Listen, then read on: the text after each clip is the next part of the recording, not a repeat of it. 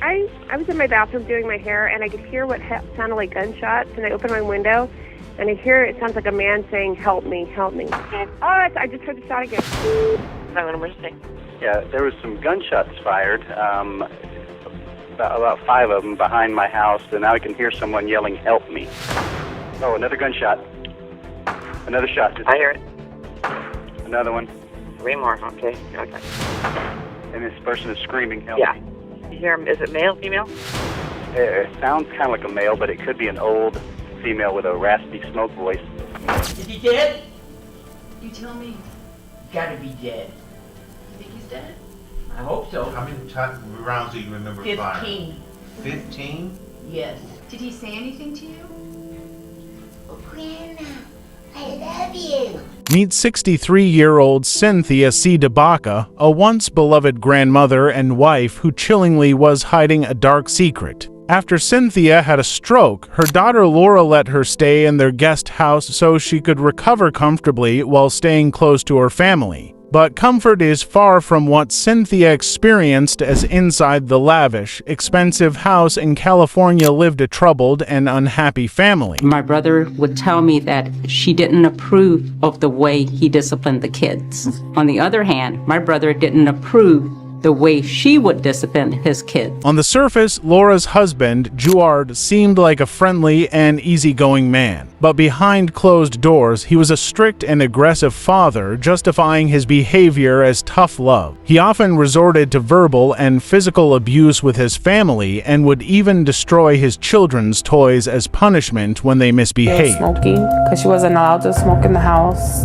And he would be out there watering, and he would see, oh, where I see smoke, I see fire. Gotta put out the fire, and he would hose my aunt down with the hose. He did it to my cousin too, to Laura, his wife. At one point, in about rage, he even threw out Cynthia's late husband's ashes. But despite all of this, the family endured Juard's behavior. But one day, things took a horrifying and tragic turn. Cynthia had purchased a revolver from a local munitions store. All she needed now was the trigger, and it wouldn't take long for one to appear. On her 62nd birthday, before heading out to her granddaughter's spelling bee, Juard said something that filled her with rage. You can't go like that because it looks like you're ghetto in this.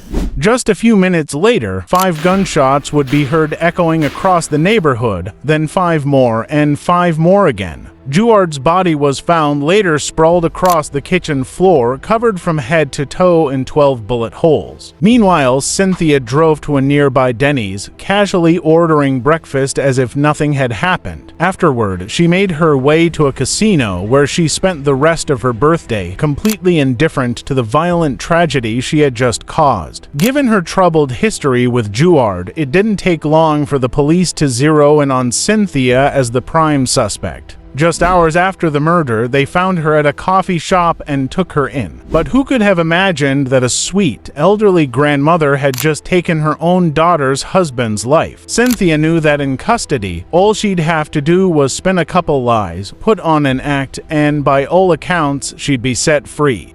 Well, unfortunately, Laura's husband has passed away. Huh? Laura's husband was killed today. You was killed when? Today. We're going to ask you some questions. We're going to ask you some questions because we're trying to figure out what happened today, okay? All right. Soon realizing her performance wasn't fooling anyone, Cynthia dropped the act. Her terrors quickly turned to disdain as the reality of her situation set in. So what did you think of him? Okay, and why do you say that? That's the big thumbs down. You didn't like him. Eventually, Cynthia found her voice and began telling the detectives about the years of abuse her family had endured. At Juard's hands, she described how he would spray them with water, verbally attack the kids, and even choke his wife, revealing the dark side of their troubled home. So, while detectives were now aware that Cynthia wasn't the biggest fan of Juard, they didn't expect what would happen next. Did anybody try to stop him? Can't stop him. It sounds like somebody had to stop him, or... I did. I did. Okay. I was guilty. Okay. Somebody had to stop him. I did. Okay, it's okay. Is he dead? You tell me. Gotta be dead. You think he's dead?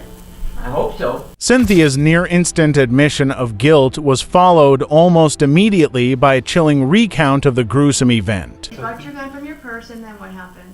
Went and shot him. Wasn't enough.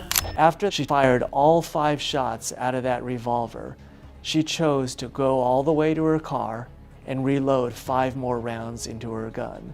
She walked back into the backyard and found the victim bleeding and crawling, trying to get away. And at that time, she pumped 5 more shots into his body. She still wasn't done. She still chose to go to her car and load 5 more rounds. At that time, the victim had crawled his way into the house and into the kitchen.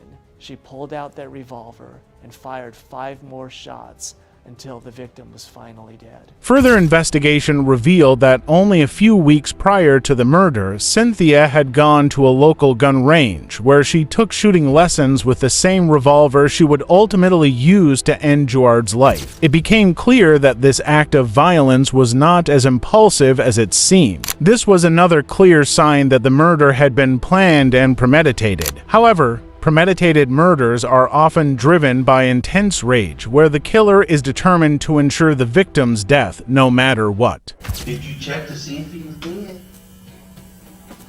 I didn't care. It seemed that Cynthia truly didn't care. After the murder, she casually went out to enjoy her birthday, indulging in breakfast, gambling, and coffee, completely unaffected by the horror she had just committed. Cynthia also showed no remorse whatsoever when she asked if she even felt bad for what she did. You don't feel bad about it? No. Would you do it again? Yes, he did. He's dead, man. Oh, thank you, thank you, thank you, thank you, thank you. Oh boy, oh boy.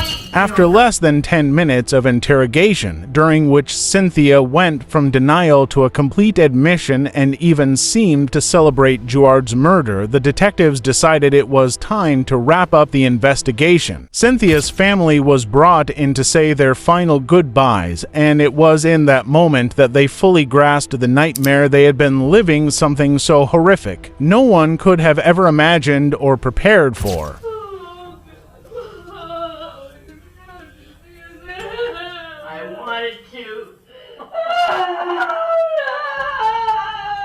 Amid Laura's heart-wrenching cries of agony, Cynthia sat there, seemingly pleased with what she had done, cold-blooded and utterly unremorseful. When her granddaughter was asked to say goodbye one last time, Cynthia was faced with the full weight of the destruction she had caused. Yet, she refused to enter the room, showing just how little she cared about the devastation she'd left in her wake. Oh, honey. Oh.